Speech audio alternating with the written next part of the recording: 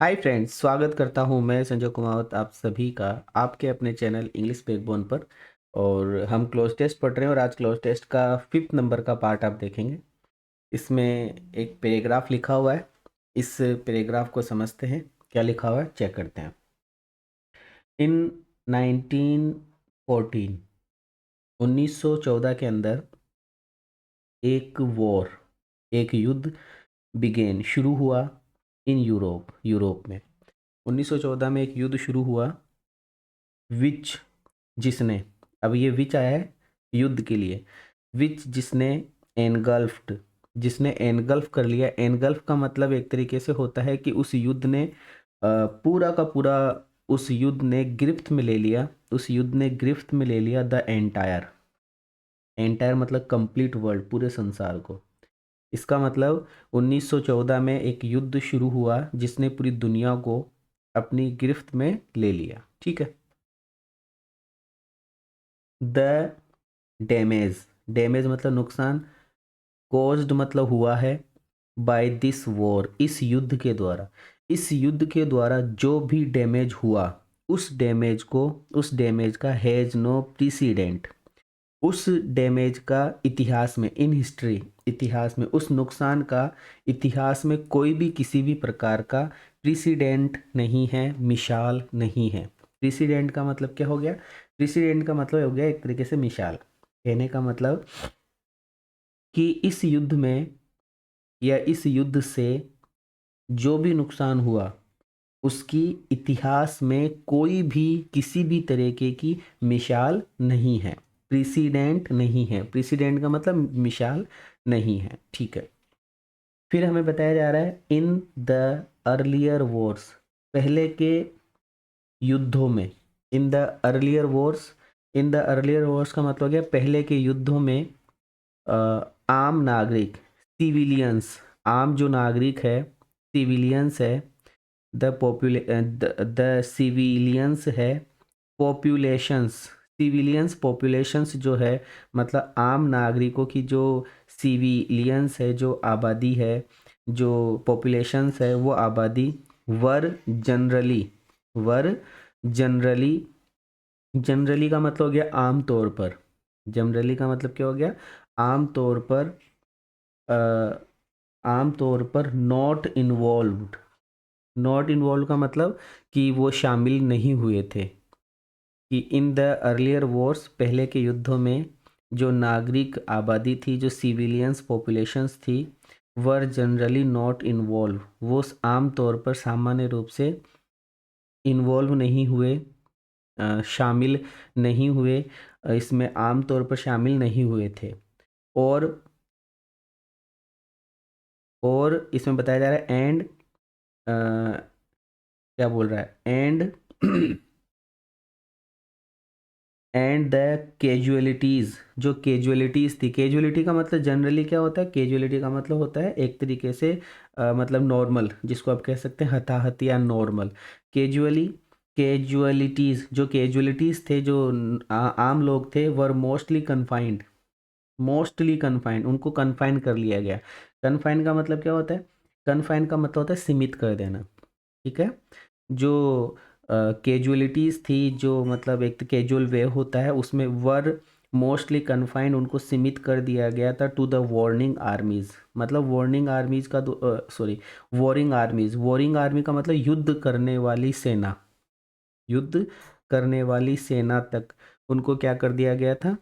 उनको कन्फाइन कर दिया गया था। मतलब confined to the warring armies. कहने का मतलब ये हुआ, ये यहाँ से लगाकर, कहाँ से? यहाँ से, इनसे लगाकर इसको दोबारा पढ़ते हैं। एक बार इरेज करते हैं अपन और फिर दोबारा से पढ़ते हैं ना। आइए, लिखा हुआ है कि sir in the earlier Wars, पहले के युद्धों में जो सिविलियंस पॉपुलेशंस थी, जो नागरिक आबादी थी, वर नॉट इन्वॉल्व, वो इन्वॉल्व नहीं हुआ करती थी। And casualties were mostly confined, और कैजुअलिटीज़ जो थी वो कन्फाइंड, उनको कन्फाइन कर दिया जाता था, उनको सीमित कर दिया जाता था वॉरिंग आर्मीज़ के द्वारा, युद्ध करने वाली सेनाओं के द्वारा उनको सीमित कर दिया जाता था। द वॉर, अब वॉर फिर से हम जानते हैं कि सजीव नहीं है तो विच लगेगा। The war which began in 1940, 1914 में जो युद्ध शुरू हुआ था वो जो टोटल वॉर, एक संपूर्ण युद्ध था। इन विच, जिसके अंदर ऑल द रिसोर्सेज, जितने भी रिसोर्सेज थे, जितने भी संसाधन थे वॉरिंग स्टेट के, जितने भी वॉरिंग स्टेट के संसाधन थे, जितने भी युद्धतर करने वाले स्टेट्स, युद्धतर करने वाले राज्यों के सभी संसाधन, जितने भी संसाधन थे, उन सभी संसाधनों को क्या यूज किया गया, मोबिलाइज्ड किया गया। उन सभी संसाधनों को क्या किया गया भैया, एक तरीके से युद्ध किया, मतलब उसको यूज किया गया। 1914 में शुरू हुआ युद्ध एक संपूर्ण युद्ध था जिसमें युद्धतर राज्यों के सभी संसाधन जुटाए गए, सभी संसाधनों को मोबिलाइज्ड किया गया, उनको यूज किया गया, है ना। कुछ इस तरीके से हमने इस पैराग्राफ को पढ़ा। अब इसके क्वेश्चंस देखते हैं क्या लिखा हुआ है। 1914 में ए वॉर, एक युद्ध शुरू हुआ यूरोप में, जिसके अंदर विच एनगल्फ द एंटायर वर्ल्ड, जिसने पूरे संसार को निगल लिया, एनगल्फ कर लिया। द डैमेज, जो डैमेज था, जो नुकसान था, वो कॉज्ड, जो डैमेज था वो कॉज्ड बाय दिस वॉर, इस वॉर के द्वारा जो डैमेज हुआ, हैज़ नो प्रेसिडेंट, उसका कोई भी वर्णन नहीं है इतिहास में, ठीक है। फिर हमें बताया जा रहा है इन द अर्लियर वॉर्स, पहले के युद्धों में सिविलियंस पॉपुलेशन जो थी, नागरिक आबादी जो थी, were not involve, generally not involve, वो इन्वॉल्व नहीं हुई। And the casualties were mostly, और कैजुअलिटीज़ मोस्टली को वॉरिंग आर्मीज के द्वारा उनको क्या कर दिया गया, कन्फाइन कर दिया गया, सीमित कर दिया गया, है ना, सीमित कर दिया गया। The war which began in 1940, 1914 में जो युद्ध शुरू हुआ था, which all the resources of the warring states were mobilise, उन सबको क्या किया गया, मोबिलाइज किया गया, उन सबको यूज किया गया। ये इस प्रकार से हमने हमारा सेट नंबर 5 कंप्लीट किया। अब देखते हैं अगला पॉइंट, सेट नंबर 6, ये क्या बताता है। सेट नंबर 6 को पढ़ते हैं, है ना। रेडी, चलो देख लीजिए एक बार। सेट नंबर 6, कैनेडा कुछ करके बोल रहा है, देखते हैं। बताया जा रहा है कि सर कनाडा, ठीक है, इज है 3 टाइम्स, 3 गुना द साइज में ऑफ इंडिया, भारत से, ठीक है। कनाडा भारत से 3 गुना बड़ा है साइज में, लेकिन कनाडा की जो पॉपुलेशन है, कनाडा की जो जनसंख्या है, जो आबादी है, इज़ ओनली अबाउट 26 मिलियन, केवल 26 मिलियन है। एवरेज डेंसिटी, जो डेंसिटी होती है, जो घनत्व होता है, औसत जो घनत्व है पॉपुलेशन का, जनसंख्या का जो औसत घनत्व है, वो कम है देन 3 पर्सन्स पर स्क्वायर किलोमीटर, में, मतलब 3 लोगों से भी कम है कनाडा के अंदर। इन कनाडा के अंदर मतलब पॉपुलेशन का जो घनत्व है, एवरेज जो औसतन घनत्व है पर स्क्वायर किलोमीटर, वो 3 से भी कम है कनाडा में।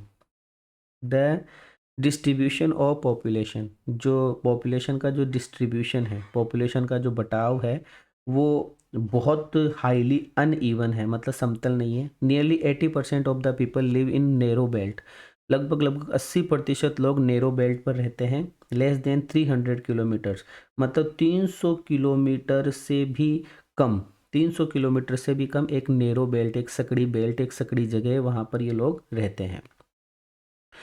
Along the southern border, south की तरफ, कनाडा में भी साउथ की तरफ रहते हैं। और जो साउथ के अलावा जो बचा हुआ पार्ट है कंट्री का, देश का, कनाडा देश का जो बचा हुआ पार्ट है, वो वेरी स्पेयर्स, वो बहुत ही खाली है, पॉपुलेशन ही नहीं है वहाँ पे, ड्यू टू एक्सेसिव कोल्ड, बहुत ज़्यादा ठंड की वजह से, बहुत ज़्यादा ठंड की वजह से वहाँ पर क्या नहीं है, स्पार्स, वो खाली खाली सा रहता है।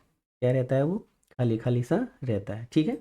मतलब एक बार फिर से देख लीजिए, कनाडा भारत से 3 गुना बड़ा है, लेकिन इसकी जो आबादी है वो सिर्फ कितनी है, 26 मिलियन है।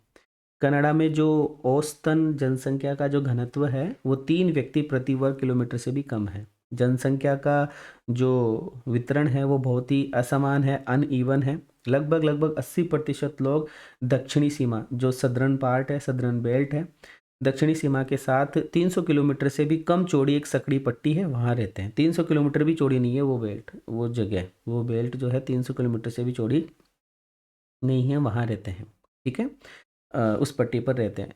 देश के बाकी हिस्सों में अत्यधिक ठंड के कारण, ड्यू टू एक्सेसिव कोल्ड, अत्यधिक ठंड के कारण आबादी बहुत ही ज़्यादा क्या है, इस पार से बहुत ही ज़्यादा कम है। लो सर, आइए बात करते हैं, देखते हैं क्या लिखा हुआ है।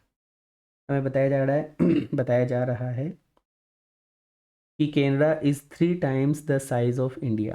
कैनडा जो है वो 3 टाइम्स साइज में इंडिया से क्या है, बड़ा है, ठीक है। बट, लेकिन, अब यहाँ पर कैनडा बड़ा है, मतलब 3 गुना साइज में, लेकिन पॉपुलेशन उसकी केवल 26 मिलियन ही है, ठीक है। और द एवरेज डेंसिटी, अब डेंसिटी की बात इसलिए की जाएगी क्योंकि जनसंख्या का घनत्व निकाला जाता है और घनत्व की अंग्रेजी डेंसिटी होती है, ठीक है। लेकिन जो डेंसिटी है पॉपुलेशन की वो लेस देन 3% पर स्क्वायर किलोमीटर है, ठीक है, इन केनरा। कहाँ पर, केनरा में। और जब किसी बड़े स्थान की बात की जाती है तो इन लगाते हैं, ठीक है। द डिस्ट्रीब्यूशन ऑफ पॉपुलेशन, जो पॉपुलेशन का डिस्ट्रीब्यूशन है, इज़ हाईली हाईली अनइवन है। हमें बताया गया है कि वहाँ पर रहने वाले लोगों की संख्या असमतल है। नियरली 80% पीपल, 80% लोग लिव, 80% लोग रहते हैं, 80% लोग रहते हैं narrow belt less than 300 kilometre wide along the southern border. Southern border के किनारे किनारे 300 किलोमीटर से भी कम चौड़ी पट्टी पर वो लोग रहते हैं। तो पहले का आंसर हमने यहाँ पे बट करा 26 नंबर का। 27 नंबर में हमने डेंसिटी करा, और डेंसिटी का मतलब हो गया घनत्व, ठीक है। उसके बाद में 28 नंबर का हमने इन करा, केनरा में लोग रहते हैं। फिर उसके बाद में जो वहाँ के रहने वाले लोग हैं वो एक तरीके से अनइवन तरीके से रहते हैं, ठीक है। फिर उसके बाद में 80, मतलब क्या, 80% लोग 300 किलोमीटर से भी कम चौड़ी पट्टी में रहते हैं। इस तरीके से हमने ये 2 पैराग्राफ कंप्लीट करें। कैसा लगा ये वीडियो, कमेंट करके बताइएगा। Thank you so much, bless you all, जय हिंद।